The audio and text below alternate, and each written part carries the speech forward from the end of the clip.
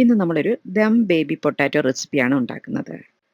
ഇത് ചപ്പാത്തി, പൂരി, ചോറ്, അപ്പം ഇതിൻ്റെ എല്ലാം കൂടെ കഴിക്കാൻ പറ്റിയ നല്ല രുചിയുള്ള നോർത്ത് ഇന്ത്യൻ ടേസ്റ്റിലുള്ള ഒരു കറിയാണിത്. വീഡിയോയിലേക്ക് പോകുന്നതിന് മുമ്പായി നിങ്ങൾ എൻ്റെ ചാനൽ ഇതുവരെ സബ്സ്ക്രൈബ് ചെയ്തിട്ടില്ലെങ്കിൽ ഉടൻ തന്നെ ഒന്ന് സബ്സ്ക്രൈബ് ചെയ്ത് എന്നെ സപ്പോർട്ട് ചെയ്യാൻ കൂടെ മറക്കരുത്. നമസ്കാരം, എല്ലാവർക്കും ഷൈനി വിഷനിലേക്ക് സ്വാഗതം. ഇതിനായി 300 ഗ്രാം ബേബി പൊട്ടാറ്റോ എടുത്തിട്ടുണ്ട്. ഇതിൻ്റെ തൊലിയെല്ലാം കളഞ്ഞെടുത്തതാണിത്. ഈ പൊട്ടാറ്റോയ്ക്ക് മീഡിയം സൈസ് വലുപ്പമുള്ള ഒരു നെല്ലിക്കയുടെ വലുപ്പമേ ഉള്ളൂ. ഇതിങ്ങനെ മുഴുവനെ തന്നെ ഇട്ടാ കറി വെക്കാൻ പോകുന്നത്. ഇതിനുള്ളോട്ട് മസാലയൊക്കെ ചെല്ലാനായി ഫോർക്ക് വെച്ച് എല്ലാ സൈഡും ഒന്ന് കുത്തി കൊടുക്കാം. എന്നിട്ട് ഇത് വെള്ളത്തിൽ തന്നെ ഇട്ട് വെച്ചേക്കാം, അല്ലെങ്കിൽ കളർ മാറും. ഇങ്ങനെ ഫോർക്ക് വെച്ച് കുത്തുന്നതുകൊണ്ട് മസാലയൊക്കെ ഉള്ളിലോട്ടായി കിട്ടാനും പെട്ടെന്ന് വെന്ത് കിട്ടാനും ഒക്കെ നല്ലതാണ്. ഇനി പാൻ അടുപ്പത്ത് വെച്ച് 4 ടേബിൾ സ്പൂൺ എണ്ണ ഒഴിച്ച് എണ്ണ അധികം ചൂടാകുന്നതിന് മുമ്പ് തന്നെ പൊട്ടാറ്റോ ഇട്ട് കൊടുക്കുക, അല്ലെങ്കിൽ പൊട്ടിത്തെറിക്കുകയൊക്കെ ചെയ്യും. ഇനി ഇതൊരു ഗോൾഡൻ കളർ ആകുന്നവരെ മൂപ്പിച്ചെടുക്കാം. എന്നിട്ട് ഇതൊന്ന് അടച്ചു കൊടുക്കാം. പിന്നെ ഇത് ഇടയ്ക്കിടയ്ക്ക് തുറന്ന് ഇളക്കി കൊടുക്കുകയും വേണം. ഇങ്ങനെ അടച്ചു വെച്ച് മൂപ്പിക്കുന്നതുകൊണ്ട് പുറം ഗോൾഡൻ ബ്രൗൺ കളർ ആകുമ്പോൾ തന്നെ പൊട്ടാറ്റോയുടെ ഉൾവശവും മുക്കാ വേവോളം ആകും. ഇതുപോലെ ഒരു കളറായി വരുമ്പോൾ സ്റ്റൗ ഓഫ് ചെയ്ത് പൊട്ടാറ്റോ എണ്ണയിൽ നിന്ന് കോരി മാറ്റാം.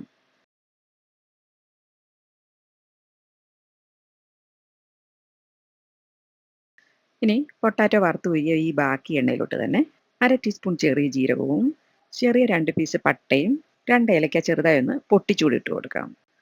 ഇതൊന്ന് ചെറുതായിട്ട് മൂത്ത് വരുമ്പം 3 മീഡിയം സൈസ് വലുപ്പമുള്ള ഉള്ളി ചെറുതായി പൊടിപൊടിയായി അരിഞ്ഞതും കൂടെ ഇതിലോട്ട് ചേർത്ത് കൊടുക്കാം. എന്നിട്ട് ഉള്ളിക്ക് ആവശ്യത്തിനുള്ള ഉപ്പ് കൂടി ഇട്ട് കൊടുക്കാം. അപ്പം ഉള്ളി പെട്ടെന്ന് വഴണ്ടി കിട്ടും. ഉപ്പ് ഞാൻ ഇതിൽ ചേർത്തിട്ടുണ്ട്. ഇപ്പോൾ ഉള്ളി കുറച്ച് വഴണ്ടി വന്നിട്ടുണ്ട്. ഇനി ഇതിലേക്ക് 1/2 ടീസ്പൂൺ ജിഞ്ചർ ഗാർലിക് പേസ്റ്റ് കൂടെ ചേർക്കാം. ഇനി മീഡിയം ഫ്ലെയിമിലിട്ട് ഉള്ളി ഒരു ഗോൾഡൻ ബ്രൗൺ കളർ ആവുന്നവരെ മൂപ്പിക്കാം. ഇപ്പം ഉള്ളി നന്നായി വഴറ്റി വന്നിട്ടുണ്ട്. ഇതിലേക്ക് 1/4 ടീസ്പൂൺ മഞ്ഞൾപ്പൊടിയും 1 ടീസ്പൂൺ മുളക് പൊടിയും 1 ടീസ്പൂൺ മല്ലിപ്പൊടിയും കൂടെ ചേർക്കാം. ഈ കറിക്ക് നല്ലൊരു കളറും കൊഴുപ്പും ഒക്കെ കിട്ടാൻ കാശ്മീരി മുളക് പൊടിയും എരിവിന് വേണ്ടിയിട്ട് സാധാരണ മുളക് പൊടിയും കൂടെ ചേർക്കേണ്ടത്. ഞാനിത് രണ്ടും കൂടെ മിക്സ് ആക്കിയിട്ടുള്ള മുളക് പൊടിയാണ് ചേർത്തിരിക്കുന്നത്.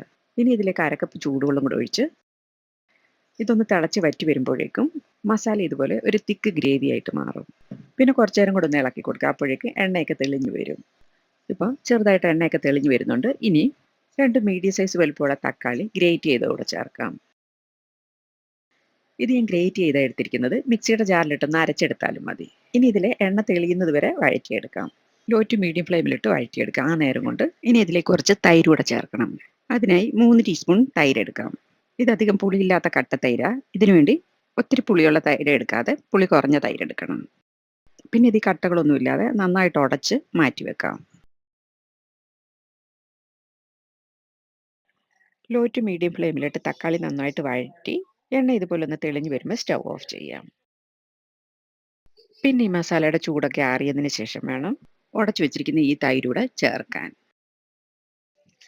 നന്നായി ചൂടായി കിടക്കുന്ന ഈ മസാലയിലോട്ട് തൈര് ചേർത്ത് കഴിഞ്ഞാൽ പെട്ടെന്ന് പിരിഞ്ഞു പോകും. അതുകൊണ്ട് മസാല ഒന്ന് തണുത്തതിന് ശേഷം വേണം ഈ തൈര് ഒഴിച്ചു കൊടുക്കാൻ.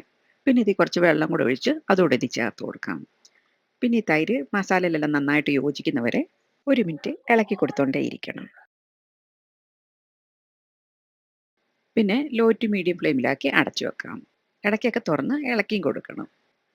ഇപ്പം കണ്ടില്ലേ, എണ്ണ ചെറുതായി തെളിഞ്ഞു വന്നിട്ടുണ്ട്. കുറച്ചുകൂടെ ആവാനുണ്ട്. മസാലയൊക്കെ വെന്ത് കുറച്ചുകൂടെയൊക്കെ എണ്ണ തെളിയുന്നവരെ അടച്ചു വെക്കാം. ഇത് മതി. ഇനി ഗ്രേവിക്ക് ആവശ്യത്തിനുള്ള വെള്ളം ഒഴിച്ചു കൊടുക്കാം. അതിനായി 1 കപ്പ് ചൂടുവെള്ളം ഒഴിച്ചു കൊടുക്കുന്നത്. ഈ സമയം തണുത്ത വെള്ളം ഒഴിക്കാതെ ചൂടുവെള്ളം വേണം ഒഴിച്ചു കൊടുക്കാൻ.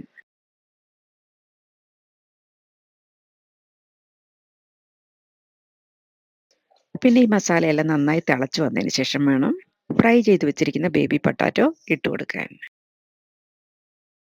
പിന്നെ ആവശ്യത്തിനുള്ള ഉപ്പൂടെ ചേർക്കാം. ഉള്ളി വഴറ്റിയപ്പോഴും കുറച്ച് ഉപ്പിട്ടിട്ടുണ്ടായിരുന്നു. അതുകൊണ്ട് ഇത് മതി. ഇനി മീഡിയം ഫ്ലെയിമിലിട്ട് അടച്ചു വെച്ച് വേവിക്കാം. പൊട്ടാറ്റോ ഫ്രൈ ചെയ്തപ്പം മുക്കാൽ വേവോളം ആയിട്ടുണ്ടായിരുന്നു.